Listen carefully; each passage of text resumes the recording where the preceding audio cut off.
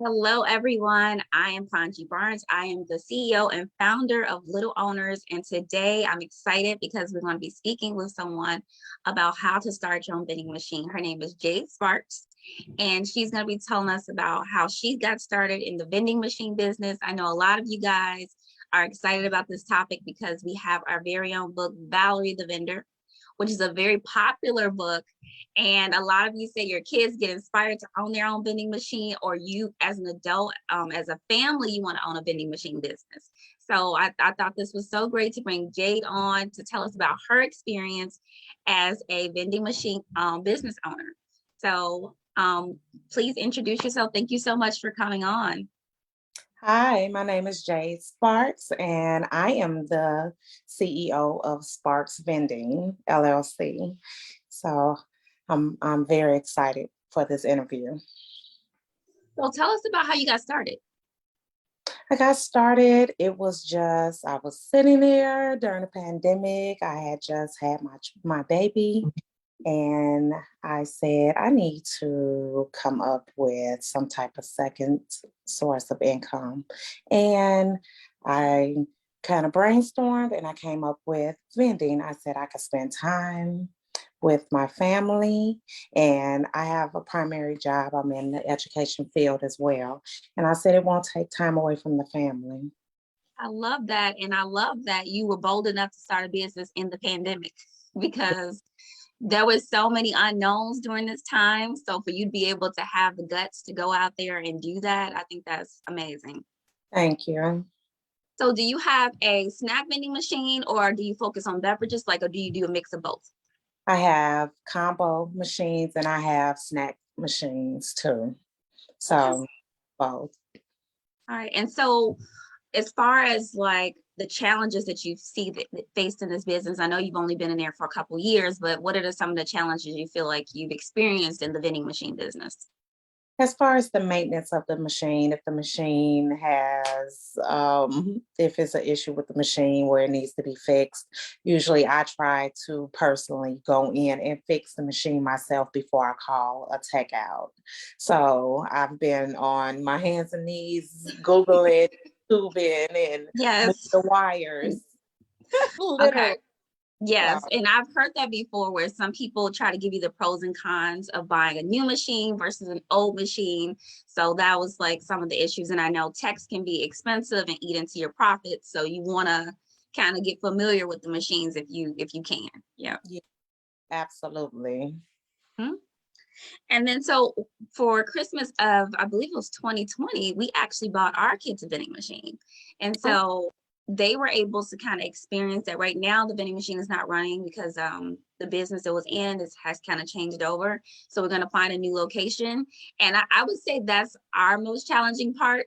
And it's probably because I have not put the time in to get on the phone and call around to find a new location. It just hasn't been on their priority list, but it's something I definitely want to do this year. So were you able to tell us about ways that you were able to get locations? Just through networking, Mhm.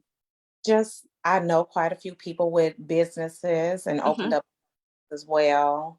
And they kind of it's been a struggle as far as meeting new people, but as Yeah. far networking and friendships and word of mouth goes a long, long way.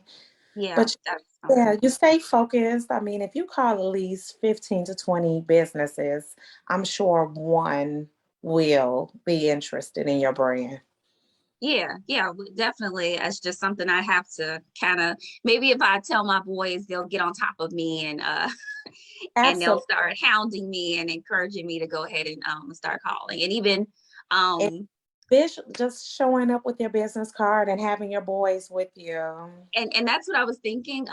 This was like, COVID was really, at a peak. So it was kind of like, oh, I don't want to expose them. But now I feel a little more comfortable with the vaccination. So I think that would kind of appeal to business owners. If you bring the kids with them, how can they say no? So yep, I think that's a great tip. What I like about the vending machines for children is I feel like it's their first real experience of like learning that money can work for you without you actually have to grind every day. I think that, kids can have different businesses, but this is one of those hands-on businesses where they can literally see that they can go to sleep at night and have money made, like, while they're sleeping the next day. And so that's why I love vending machines, because I think, you can do a website for children and stuff. But with the vending machines, it's so hands-on because they're even picking out the snacks with you, right? Like, so yeah, so they're picking out that, they're kind of really invested. It's an exciting, uh, business to be in for children because they're so hands-on about it, because it's something that they really enjoy. So I really recommend vending machine businesses to parents that want to get their kids on that entrepreneur pathway. I agree. I absolutely agree. My daughter, she's 7, and she's with me all the time. I have a 2-year-old son. Well, he's about to be 2, so he comes along. But of course, the excitement is really from my daughter, and I'm showing her wires, and she's filling up the coin, Mhm. I putting the love it. coins in, and yeah, Yeah. we're together. I'm trying to show her the blueprint. Yes, exactly. And then she can grow the business into, you guys can be into large stadiums and just, yeah, really Absolutely. have a passive income business. So I love that. And I also like with little owners, we really, the cornerstone of our business is entrepreneurship, but we also just really stress passive income, right? And so I think vending machine business is a great passive income. So the next thing I wanted to ask you is, how many hours a week do you think you dedicate to your business? I dedicate maybe 4 a week Okay. between Yeah. stocking and maintenance and, just Mhm. booking, about 4. Yeah, that's reasonable. I feel like that's doable for the average person that says that you have so many people that want to do multiple streams of income, but they feel like they don't have the time. And I think this is the perfect business that you can do without actually carving out too much of your family time or your, other time outside of work. So, yeah, I think 4 hours is amazing. You know, that's a Yeah, small, was that 16 hours for the month? So that's yes. doable. There's It's no excuses. very much so. Yes. Yeah, yeah. And so, what would you say is your most popular selling snack? Like between a beverage or like chips or candy bars, what's your most popular selling? Ooh, the chips are Takis, hot chips. Everybody, Really? adults and children. And Yes. then as far as the beverage, Huh? it is Coca-Cola, believe it or not. Oh, nice. I wouldn't have guessed that. I thought you were going to say like a Fanta drink or something. So, okay. So Coke. Okay. And the Takis, oh, those Takis, I just drives Oh, me nuts. But they're adults, profitable for you. yes, adults and children both love Yes, my kids love those things. I'm just like, you're gonna get heartburn. But yeah, that's good to know. So when they get back and they get back in the swing of things, once we find a location, we know that okay, Takis is a good investment to make. it. So we'll keep that in mind. And then the next thing I would ask you is, so you've been in business for 2 years. Do you feel like this is something like you want to do long term, or you feel like it's something that will kind of Oh, do I'm away with? to do it long term and Yeah. hopefully land major contracts as far as maybe hospitals or school districts, I mean, warehouses and things like that, college campuses, like, Yeah, you just named so many locations that if people are kind of listening, that Jay just named, that you can actually start calling around. But I think you're right. Like the sky is the limit with these absolutely, business because people are still using vending machines. They're not going anywhere. they're not going nowhere. Mm. No, I mean, at this point, we have hair extensions being sold in the vending machine. So, Me lashes, honey. Yes. yes, yes. So vending machines are here to stay, and I think it's a great way for someone who wants to have an extra stream of income to be able to create that. Um, our last question that we have before we let you go is: do Yeah. you think, as far as like, what would be your recommendation in terms of like, is this something that requires a large investment, or is it kind of like a smaller investment to get into this business? What would you say? I feel like starting off, depending on if you're buying new or if you're buying used and how many units you're buying. So it all depends. Like if you're going used, then no. But if you're going new, then it could be. And if you're buying multiple machines, Okay. worth the investment. Yeah, and I think, like you said, it's basically where, because for us, we bought it used and we bought it from a company that is a vending machine company, but they have old machines that they sell on Craigslist. Oh, And that's so they had a whole warehouse of like old machines. And so we were able to get ours for like $1,100 or something. So it wasn't like a major investment. I will say that we do plan on in the future adding a credit card machine to it because yes. ours only takes bills right now. Do all of your machines have that? Yes, they do. Okay. Yes.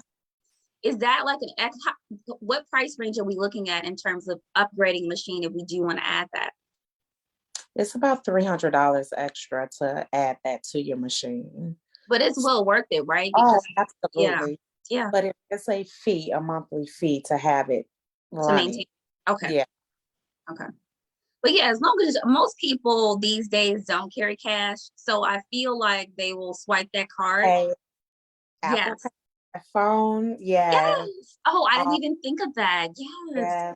Kids are the teenagers, they're big with Apple Pay. yes. And you know what? I feel like because when we used to have swim lessons, I would get my kids something from vending machine when we leave out of there. And some of the prices would be ridiculous. But because I had my card, I kind of swallowed it. And I was like, okay, you guys, since you did good in swim class, we'll get it.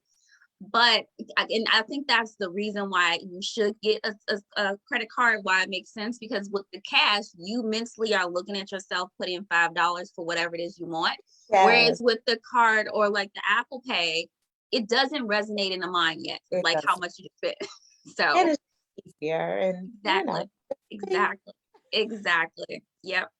So thank you for that tip. So yes, thank you so much for joining us. I'm going to check on Facebook to see if we have any questions about if people that are interested in getting started, because I think that this is just an incredible business to break into. And I don't think it requires a lot of your time. Like, hey, you told us you're spending 4 hours a week. That's totally doable. absolutely. Yeah, totally doable. So I don't see any questions, but that's okay. Um, we're going to upload this to Instagram as well. And then, people can always tag you if they have any follow-up questions. But can you Absolutely. tell us where we can find you if people want to get in touch with you? Either Jade Sparks or Sparks underscore vending. Okay. So either one on Okay. Facebook or Instagram. Facebook or Instagram. Awesome. And then do you have any words of encouragement for our kidpreneurs or our parents of our kidpreneurs that want to delve into Absolutely. entrepreneurship? Follow your dreams and greatness is obtainable. It Absolutely. It is. Thank you so much for coming on with us this evening, Jade, and I appreciate your time, and we'll talk to you soon. Thank you. Thank you. Bye-bye. Bye bye.